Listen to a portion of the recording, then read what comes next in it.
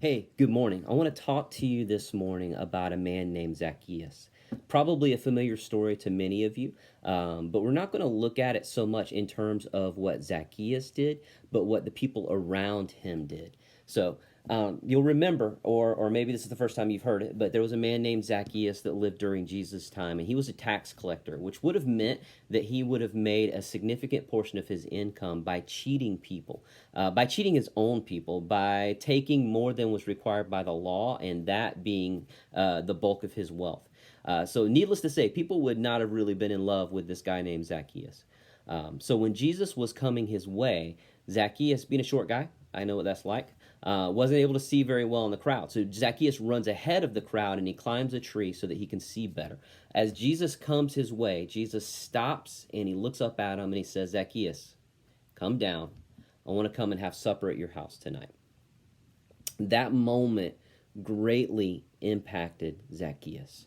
And this is where I want us to begin to think about our own hearts. Because what happened next is both amazing and sad. So the amazing thing is that Zacchaeus' life is completely turned around by this one moment, and he goes on to say, "If I've cheated anyone, I want to give it back. I want to give to the poor. I want to serve others. I want to repay the evil that I've done because my heart has changed." That part is the amazing part. The sad part is the people around him. The people who were there that knew who God is should have been excited about that moment. But instead, when Jesus says, I'm going to come and have dinner with you, they looked at him and they talked to each other. And essentially they said, why is he going to the house of a sinner? Jesus answers that question later by saying that he came to seek and to save the lost. So here's the thing for you and I to think about. As we encounter other people, what is our heart? Is our heart filled with self-righteousness like the people that said, why would Jesus go to the house of a sinner? Or is our heart filled with humility and excitement over what God is doing in someone's life? What I've learned in a lot of years of ministry is that it is super easy for us to fall into the camp of the self-righteous.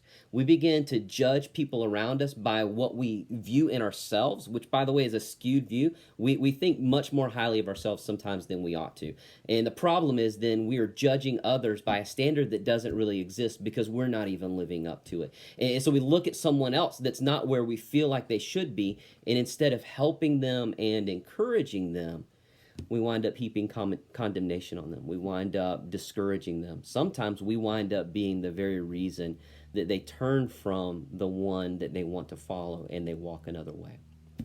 So instead, what we need to work on is to say, I don't want to be like those people. I want to be like Jesus. You see, Jesus was not afraid of tarnishing his reputation by being with someone who had questionable character. Not too terribly long ago, a few years ago, something happened within our church, and I remember sitting in a room with some leaders, and we were talking about it. And one of our leaders said this. He said, I need to distance myself from that. And it sounded super spiritual at the time, but also really wrong.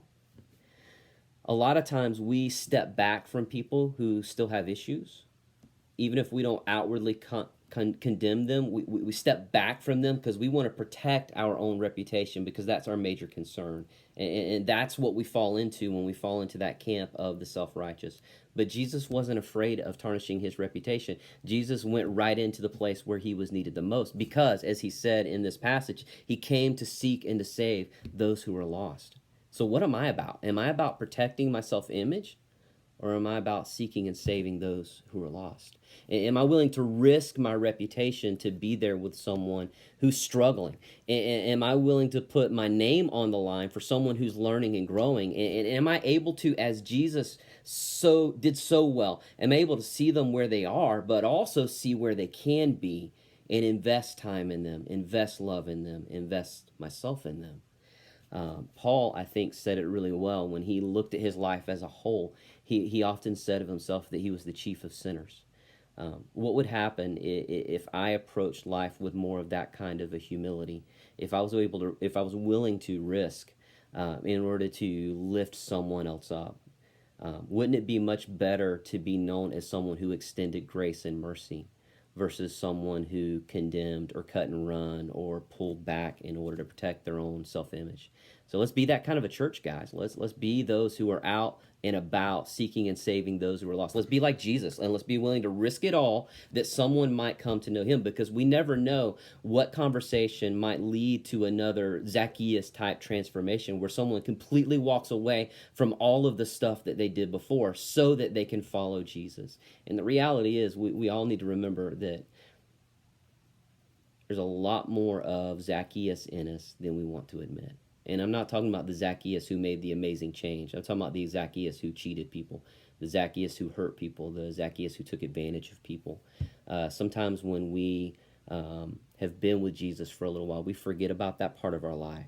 And it's not that we need to be held captive to that or stuck in our shame and our regret, but I think we do sometimes need to remember where we came from so we can have that healthy dose of humility, that right view of ourselves, so that we can extend a hand to someone else to help pull them into the kingdom, to let them experience what we've experienced, that they would see salt and light, and ultimately through us see Jesus and have the kind of transformation that Zacchaeus did that probably led to a whole lot more changed lives.